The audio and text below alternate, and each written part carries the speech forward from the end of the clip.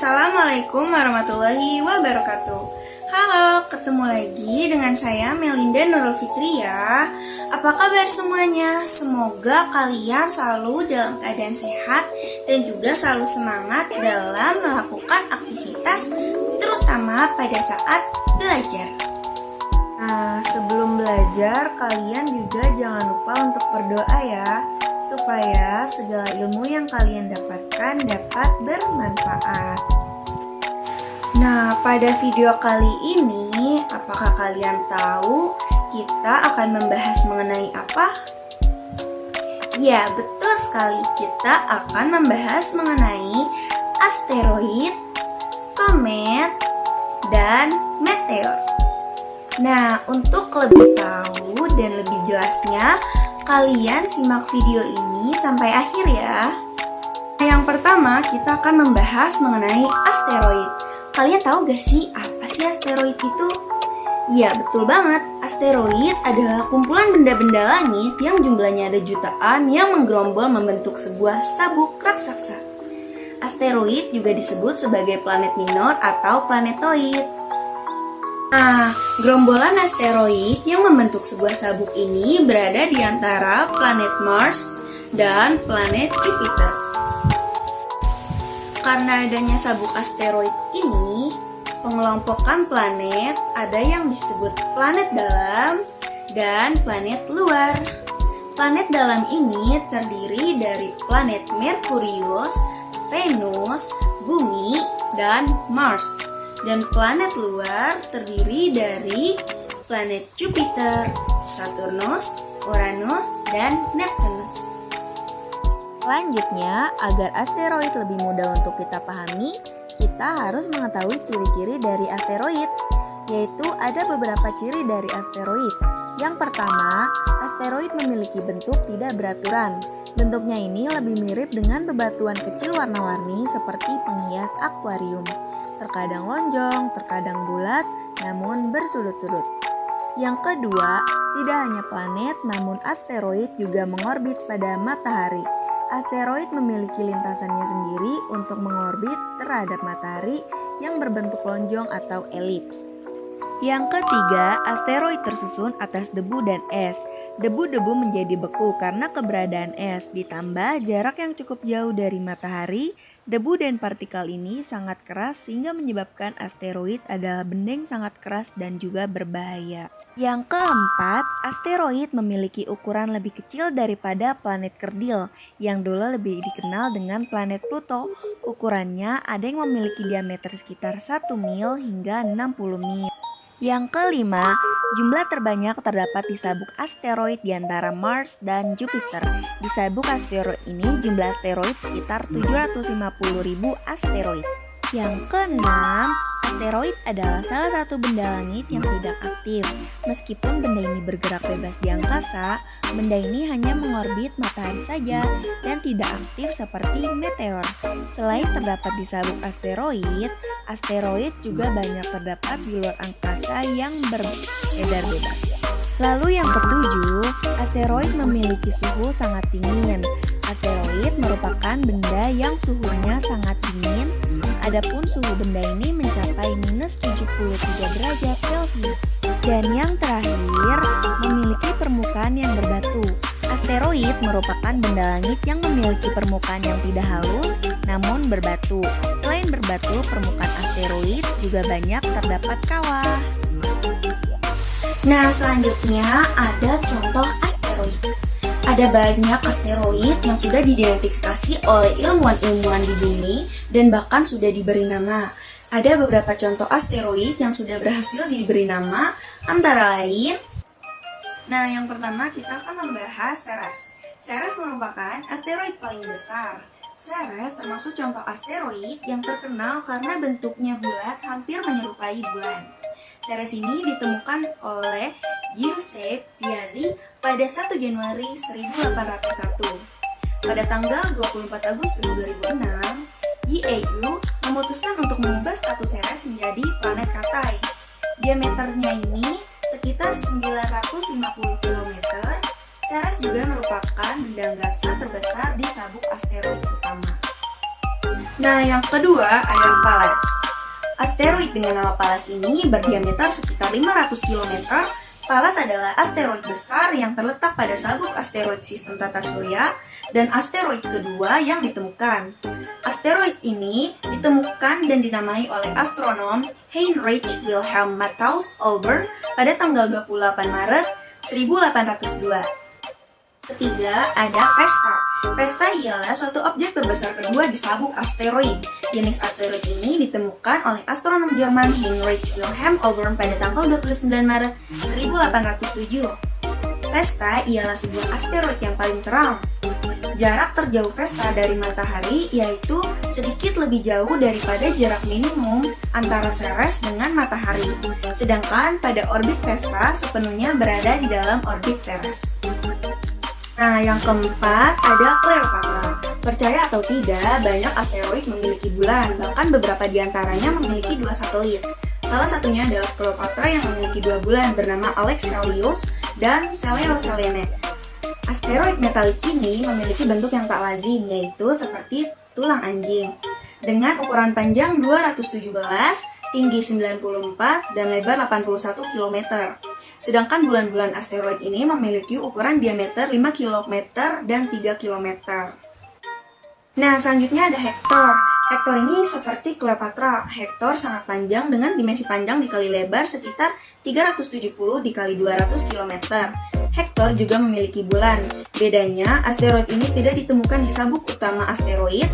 Benda kemerahan ini menjadi trojan terbesar yang terjebak di orbit Jupiter. Nah, ada Tau Tatis. Asteroid ini diberi nama serupa dewa Celtis. Benda langit ini menjadi asteroid paling aneh.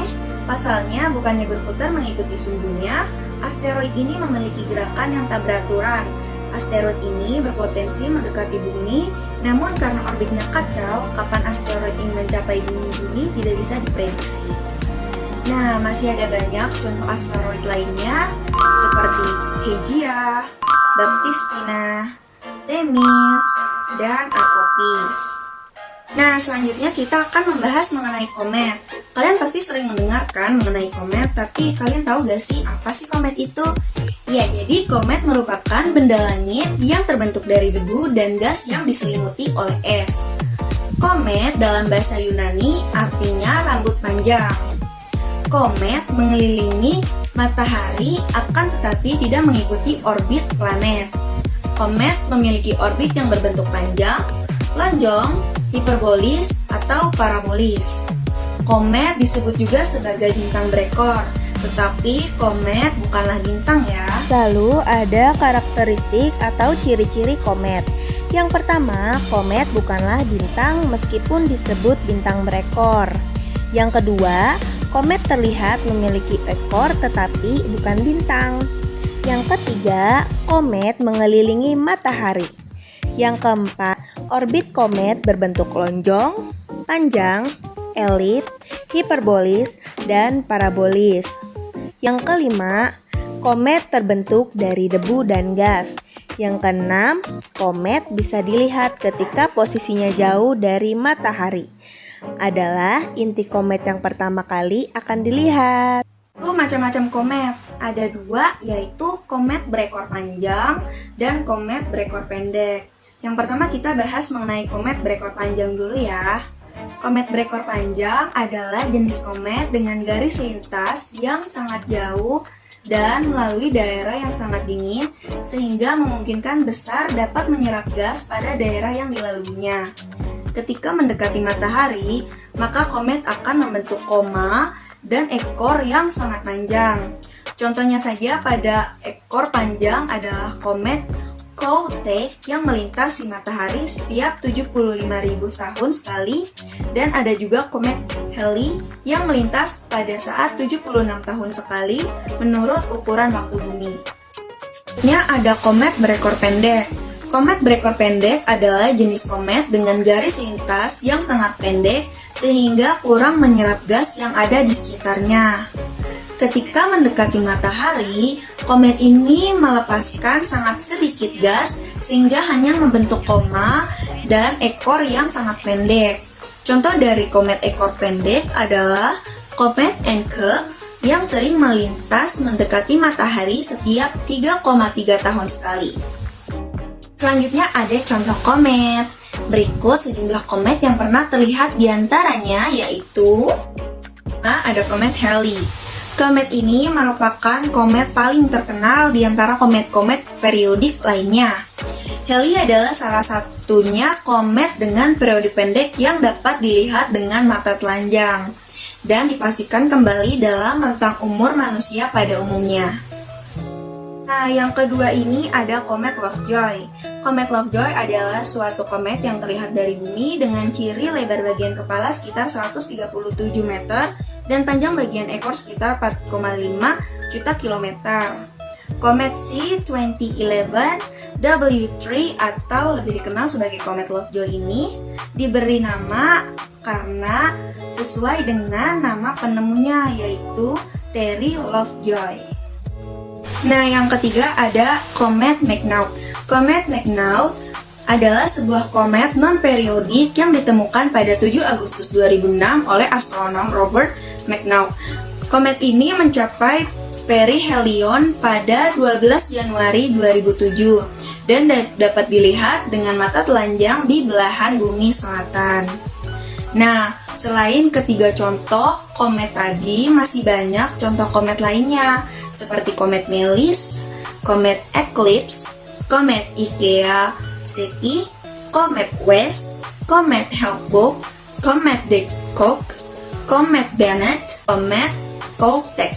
Pembahasan terakhir kita mengenai meteor. Nah, sekarang meteor adalah bebatuan luar angkasa yang tertarik gaya gravitasi bumi dan berhasil masuk ke bagian atmosfer bumi. Sebutan lain untuk meteor adalah bintang jatuh. Meteor juga bisa disebut sebagai lintasan cahaya terang yang ada di langit, terjadi akibat adanya pecahan meteoroid masuk ke dalam atmosfer bumi. Ketika memasuki lapisan atmosfer bumi, meteorit mengalami gesekan dan berubah menjadi panas akibat adanya tekanan. Nah, sedangkan meteoroid merupakan batuan-batuan luar angkasa yang berukuran kecil, melayang bebas, serta bergerak dengan cepat. Rata-rata besarnya meteorit tidak lebih besar daripada asteroid atau sekitar batu kerikil yang ada di planet bumi. Meteoroid bergerak bebas, tidak memiliki lintasan, dan juga tidak mengelilingi matahari. Terkadang apabila bumi sedang melintasi di jalur yang sama dengan debu-debu tersebut, meteoroid akan tertarik oleh gaya gravitasi bumi dan masuk ke dalam lapisan atmosfer dengan kecepatan 70 km per detik. Dan meteorit yaitu meteor yang tidak habis terbakar serta berhasil mencapai ke permukaan bumi. Jadi kalau meteorit itu dia bisa masuk ke dalam lapisan bumi atau sampai ke bumi. Sebagian besar meteorit yang jatuh ke bumi menghasilkan lubang-lubang berukuran besar di permukaan bumi atau biasanya disebut dengan kawah-kawah di bumi itu. Kecepatan meteorit yang masuk ke atmosfer bumi ini sekitar 10 hingga 70 km per detik dan mengalami pengurangan kecepatan saat bergesekan dengan atmosfer sampai akhirnya mencapai permukaan bumi dengan nama meteorit. Nah, jadi dapat dibedakan seperti ini. Jika meteoroid yaitu benda langit yang berada di luar atmosfer bumi atau terletak di luar angkasa. Jadi meteoroid ini sebelum jatuh ke bumi, dan sedangkan meteor benda langit yang berada di dalam atmosfer bumi atau di langit, atau bisa dibilang pada saat proses jatuhnya menuju ke bumi. Sedangkan meteorit itu benda langit yang berada di permukaan bumi atau sudah berhasil mencapai ke bumi. Selanjutnya karakteristik meteor, yaitu pertama, ukurannya lebih kecil dari planet dan asteroid, mulai dari sebesar jarum hingga beratnya bertonton. Dan yang kedua disebut juga dengan bintang jatuh, beda dengan komet ya. Ketiga, hanya bisa sampai pada atmosfer bumi dan sudah habis terbakar saat berbenturan dengan molekul udara di dalam atmosfer bumi. tidak memiliki orbit, dan umumnya mengandung unsur logam besi dan mineral anorganik lainnya. Selanjutnya ada contoh meteor yang menimbulkan kawah, yaitu yang berhasil sampai ke bumi atau disebut dengan meteorit. Yang pertama ada Vredefort Crater. Kawah meteor tertua dan juga terbesar yang berada di bumi adalah kawah Vredefort. Kawah yang berada di Afrika Selatan ini juga disebut Dom Vredefort. Kawah ini memiliki luas sekitar 300 km dan para ilmuwan memperkirakan bahwa ada sebuah meteorit atau asteroid yang berukuran besar yang jatuh ke tempat ini sekitar 2 miliar tahun yang lalu. Kedua ada Sunbury Crater. Kawah meteorit Sunbury di Ontario, Kanada memiliki area seluas 130 km. Diperkirakan berusia sekitar 1,85 miliar tahun. Usia dan ukuran kawah ini hampir mendekati kawah Vredefort di Afrika Selatan tadi. Potongan-potongan batuan dari dampak tabrakan meteor juga ditemukan di sekitar daerah kawah. Ketiga ada Skykulip Crater. Kawah meteorit Skykulip berada di semenanjung Yucatan, Meksiko, dan secara luas dianggap telah menyebabkan atau sangat berkontribusi pada kepunahan massal di akhir tahun Cretaceous sekitar 65 juta tahun yang lalu, termaksud akhir dari dinosaurus. Beberapa ilmuwan beranggapan kawah asli Skykulip mungkin lebih besar dari kawah Sudbury yang ada di Ontario, Kanada, karena perkiraan diameter aslinya yaitu sekitar 240 km, walaupun ukurannya pada saat ini sekitar 150 km. Tadi sudah mendengarkan semua penjelasannya, mulai dari asteroid, komet, dan meteor. Semoga apa yang sudah disampaikan dapat bermanfaat untuk kita semua. Nah, cukup sekian pemaparan dari saya. Kurang lebihnya mohon maaf bila ada kata-kata yang salah atau ada yang perlu diperbaiki, boleh disampaikan kepada saya. Kurang lebihnya mohon maaf. Wassalamualaikum warahmatullahi wabarakatuh.